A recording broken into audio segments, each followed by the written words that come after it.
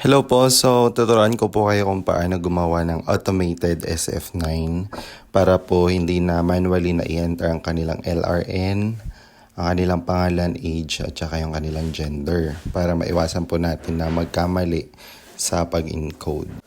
At para magawa po natin itong automated SF9, kailangan nyo pong i-prepare ang inyong SF1 para po sa information ng mga estudyante ninyo. Doon po natin kukunin yung kanilang name, age, and other information. And of course, itong soft copy po ng SF9 na isasend ko po sa inyo mamaya. So kapag meron na po yung inyong SF1, open po ninyo yan para i-copy na po natin ang inyong mga pangalan ng mga estudyante natin. Gawa po tayo ng new window para doon po natin i-organize yung mga kailangan po nating information. Kasi hindi lahat ay kailangan po natin. Kunin lang po natin yung kanilang LRN, name, age, tsaka yung kanilang gender.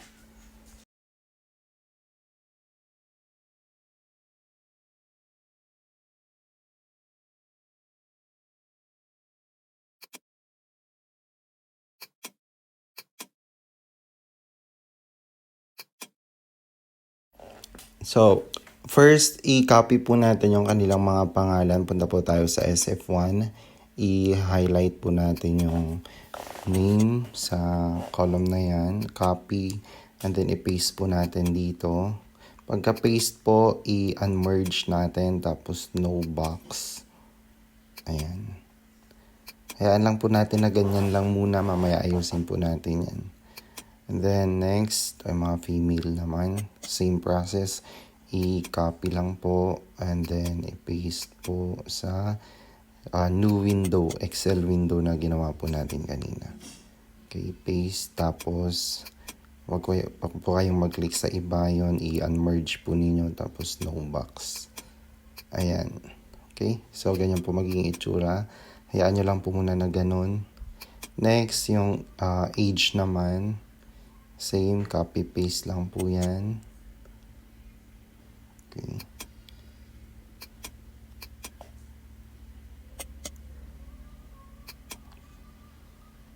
Unmerge. Tas no box. Tapos, kung makita nyo po, mayroong parang, ewan ko kung ano yan. I-highlight nyo po yan lahat. Tapos, ignore error para mawala po yun. Okay, the same thing is true with the female. Ganun din po, copy po yung kanilang age. Tapos i-paste po natin dun sa other window.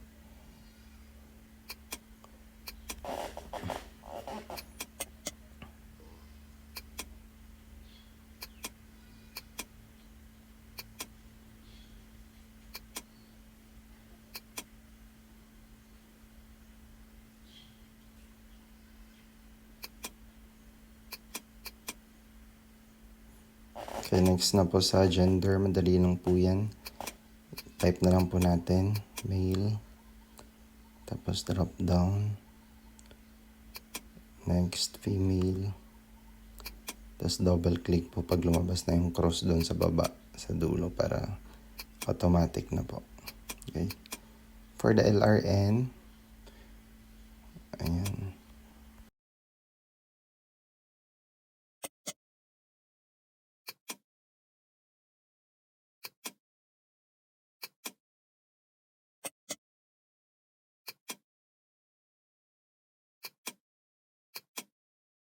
Ayan, sa LR naman po parang formula yung lumalabas. So, punta po tayo dun sa taas. Click po natin instead na general. Number po ang ilalagay natin. Sa baba, ayan, nakopy ko yung parang space, yung total ng mail. Kaya delete natin yan. Tapos cut and paste na lang natin para ma-adjust. Para maitapat po sa kanilang pangalan ang kanilang LRN. Ayan. Okay, next, highlight po natin yung LRN. Ayusin natin. Kasi may decimal point. Kailangan matanggal yan.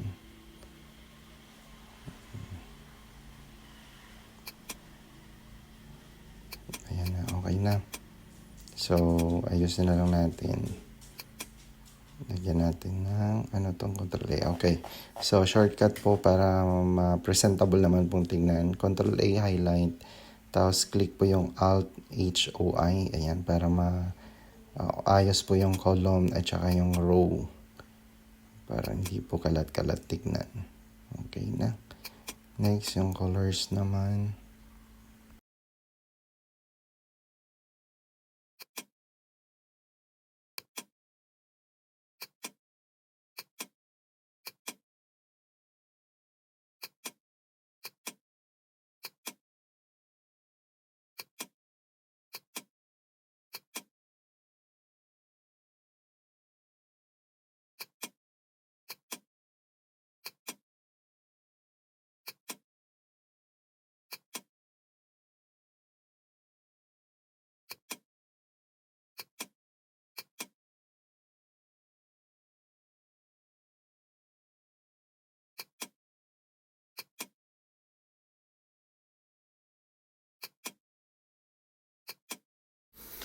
At kapag naayos na po natin, isave lang po natin. Tandaan po natin kung saan natin isi-save kasi kailangan po natin yan mamaya kapag mag-print na po tayo ng SF9.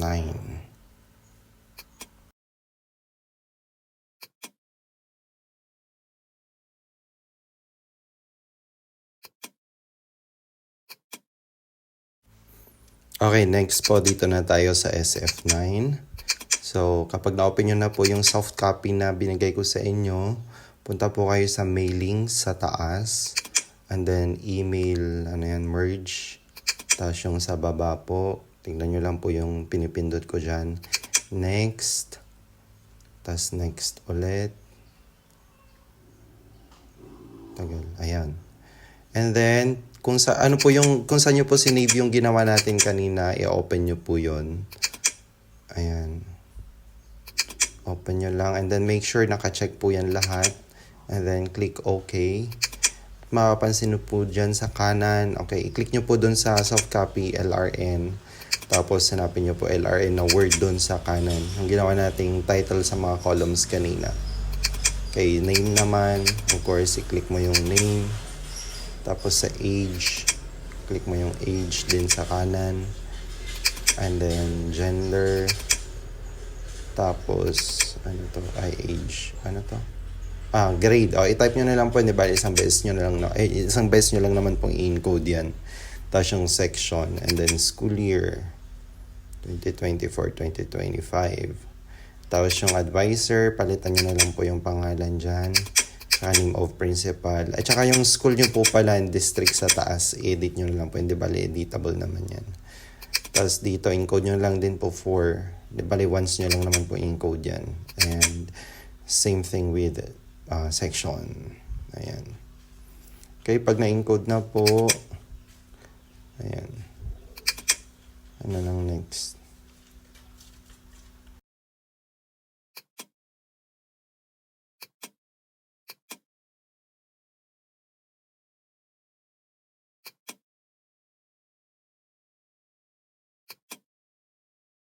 Ayan, pag okay na, try nating i-print.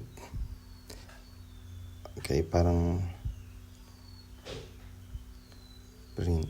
Parang may gusto akong ipakita ulit dito. Okay, balikan natin. So, kung mapapansin po ninyo, isang page lang po yan, di ba? Isang page lang po yung ginawa natin.